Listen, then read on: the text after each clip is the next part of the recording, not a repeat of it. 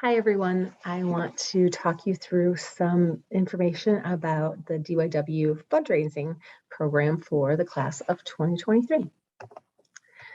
So first of all, fundraising is completely voluntary, and we do keep track of each girl's contributions, but the judges will not have this information, and it won't impact the scoring for the competitive program in any way. The reason we keep track is because we are giving out incentive awards for girls who do the fundraising, so we can actually pay back a little bit for what they actually raise for the group. The more the money that the group raises, the more we can award for scholarships. So here's the incentive. If you raise $250, you get a $50 scholarship award. For $500 raised, you get a $100 scholarship award. And these are really the only awards that you completely control. They will not be announced on stage. They will be announced with the group after the program has concluded. And then you'll get the scholarship funds directly from Brookfield Central with the senior awards nights, scholarships that come at the end of your senior year. So types of fundraising options. For the program book, we can sell program book ads. So a full page is $100 and then it's broken down accordingly. So $50 for a half page, $25 for a quarter page. Types of ads can be business ads, like legit business ads, or it could be a business basically, congratulating or wishing everyone good luck or a particular person good luck in the program. Also, family and friend ads are fun, especially if they show little silly, baby pictures of you doing your talent when you were just tiny or something like that. Those all add up. So if, for example, if you sold 2 full pages and a half page business ad, you would already be at your fundraising goal of $250. So it's really a great way to start adding up some of your fundraising money. The Star Card supporters, that's another way to do it. You can charge your friends and family $1 or more to have their name in the program book as a supporter for you. And you can charge them more if they want a different size font or a particular emoji or something like that. So how do you approach donors? There's definitely a skill to this. So here's a sample script, and I'll send you this presentation so you have access to all of these links. There's a sample email script to send to friends or relatives. I would definitely recommend not sending it all out in one group, but actually customizing this script to particular people that you know, because it's difficult necessarily to get somebody to respond if they see that you're sending it to everybody you know. But if you send it specifically to Aunt Susie, she might be a little bit softer in her response and more willing to at least respond to you if she sees that you wrote it personally just to her. So give that a try. It's usually pretty effective. You could do a social media blast asking for small businesses if they're looking for a way to advertise. This is a good way to do it. It's pretty affordable. Face-to-face at businesses, probably your most effective way to try to get a random ad, not a friends or family ad, obviously, but if you're trying to get a business ad, go in there physically and actually have some paperwork to hand to them. Okay, if you do get somebody who's interested, I want you to log your contacts right there on that link so that we are not asking the same businesses, having multiple girls go and ask the same business. So if you could record it, please, that would be very helpful. Then be sure to have the hard copies, paper copies of the forms to take to the businesses so that you can drop something off. It's very unlikely that they're going to make a decision right on the spot. If they're going to consider doing this, they're going to have to think about it, maybe talk to a manager. And if you have to have something to leave with them so that they can kind of look it over and decide if this is a good fit for them or not. And if it is, great, but you're going to have to follow up because nobody really voluntarily seeks out ways to give away money. So that's going to be your job to follow up and ask if they've had time to think about it, if they have any follow-on questions, to leave them a sample of maybe a program book from last year if they want to see what it might look like. Follow up sooner rather than later because time is ticking. We're running into the holidays. People have other things going on. Your fundraising efforts might not be their #1 priority. So make sure that you follow up.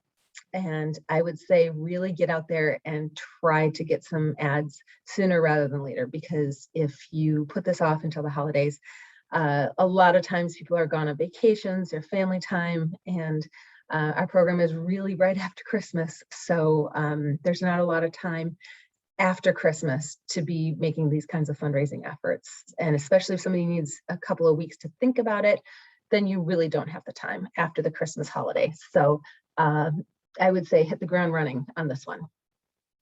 For the silent auction, we do ask that each girl donates at least one basket. Although you're not limited to one, you could bring in multiple, valued at $25 or more, to be auctioned on the day of the program.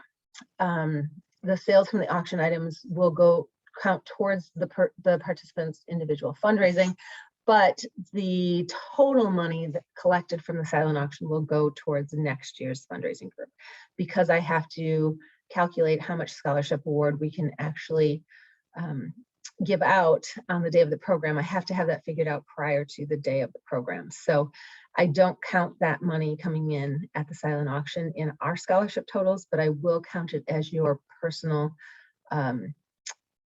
fundraising amount that your item sells for, not the amount that you think it's worth, but how much it actually sells for. And so that will be calculated during the intermission, and you will still get your scholarship award in the meeting that we have after the program.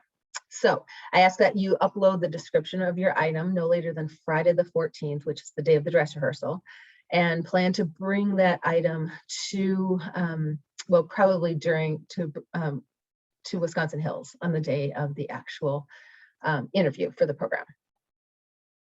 Little Malnatis, I know I feel like a broken record here, but we are actually going to do this another time, because we did sell enough to be able to hit the minimum of 20 the last time. And now that we're moving into the holidays and we've got a distinct group of participants in the competitive program, I think more people will be interested in trying to raise their own personal scholarship incentive money.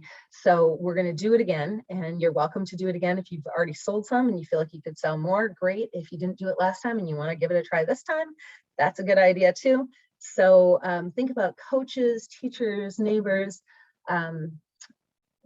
anybody who you feel like you would want to give them some kind of a holiday something. It's a nice way to do it. It's not a super expensive way to thank somebody. It's $13 for a certificate. You get 5 of that towards your fundraising goal.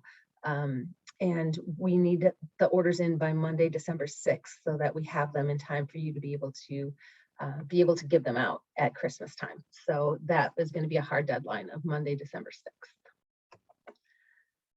Market Day is our ongoing fundraiser that goes towards our Distinguished Young Women Scholarship Fund. And really, this is probably the one that we forget about the most, because we don't have to do anything for this one. Literally, all we have to do is get the word out. And so if you could blast your social media with this link and ask people to order, and make sure that they designate Brookfield Central High School as their home school, all of that money goes directly to our scholarship fund. And I've got a dog with hiccups over here. So that is a really, really easy way for us to raise some money for scholarships. It's not something that I can individually track, but it does go towards the total group fund. All right, then these are the important fundraising links. Like I said, I will share this presentation with you so you have all this information. If you have any questions about fundraising, please let me know.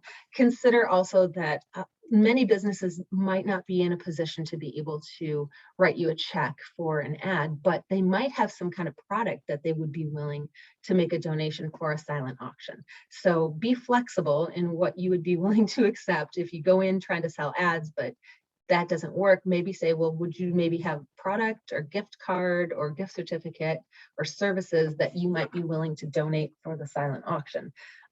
Because a lot of places do want to help, but they might not be in a financial position to be able to make an actual monetary donation. So consider whether or not maybe you could use some gift cards from the place in a silent auction basket, and maybe combine it with something else. If it seems like maybe it's just, appetizer coupons or something like that, you could put it together with a date night kind of basket and thematic basket. I've also had people who've had really good luck going into like Target and asking them to sponsor. And it takes a little while because it's corporate. But I did have someone a few years ago who got Target to donate $100 gift card. And then she went in and just purchased things for the silent. She did several silent auction baskets based on that one gift card. So there are lots of different ways that people will support you. You just have to be a little creative and a little bit flexible. And I think that you will be successful if you give this a whirl. All right, that's it for now, and good luck with your fundraising.